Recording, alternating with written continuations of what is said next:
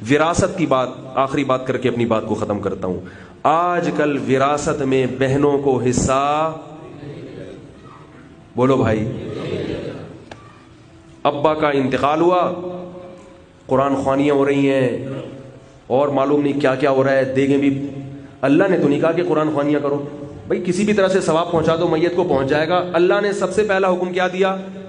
للرجال نصیب مما اکتسبوا فرمایا یوصیکم اللہ فی اولادکم للذکر مثل حظ الانثیین. باپ جب مر جائے تو اللہ کی وصیت ہے کہ بیٹے کو دگنا دو اور بیٹی کو اس کا آدھا دو.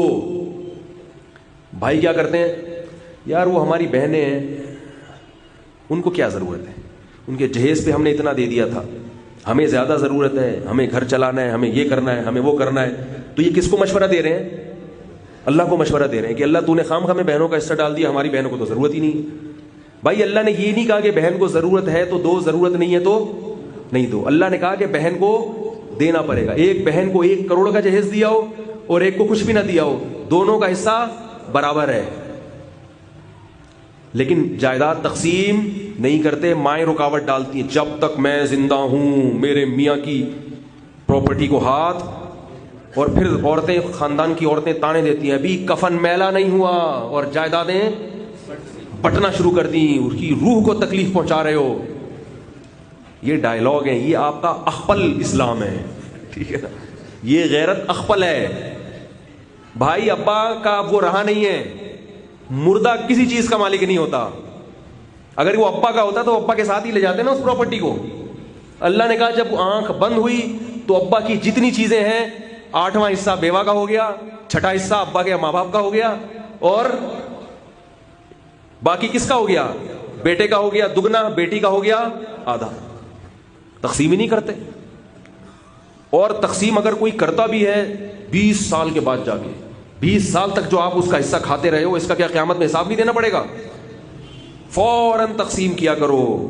باپ کے مرنے کے بعد اس کے پیسوں سے صدقات و خیرات، یہاں علماء بیٹھے ان سے پوچھ لیں، ان کے پیسوں سے صدقات و خیرات حرام ہے. اس کو تقسیم کرنا پڑے گا. جس کے حصے میں آ جائے اس کی اپنی مرضی، پھر ابا کے لیے صدقہ جاریہ کرے نہیں کرے وہ اس کی مرضی ہے.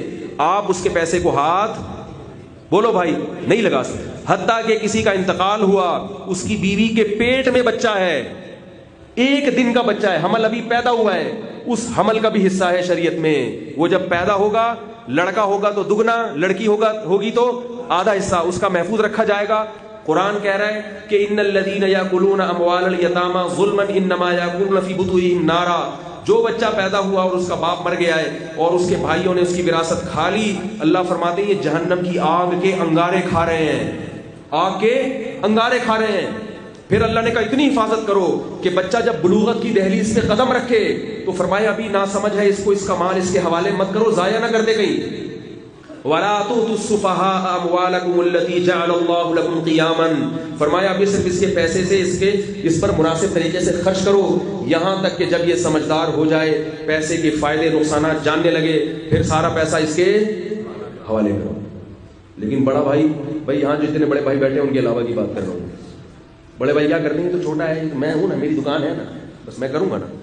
ترسا کے بڈھے ہو جاتے ہیں، پھر جا کے تھوڑے تھوڑے کر کے توڑ کے دیتے رہتے ہیں. اور علماء نے لکھا ہے کہ 25 سال آخری عمر ہے سمجھداری کی. کیونکہ ایسے لوگ بھی علماء سے سن لیا کہ چھوٹا بھائی نہ سمجھے تو اس کو نہ دو جب تک سمجھدار نہ ہو جائے. وہ چھوٹا 60 سال کا ہو گیا مگر بڑا بھائی کہتا ہے ابھی سمجھدار. اس لیے فقہاء نے بیان کیا کہ 25 سال انتہائی عمر ہے. 25 سال کے بعد آپ کو اس کا مال اس کے حوالے کرنا پڑے گا، چاہے وہ سمجھدار ہو یا نہ ہو. نہیں دیتے مال. تو بھائی یہ اللہ کے احکام ہیں اور یہ بالکل صحیح احکام ہیں.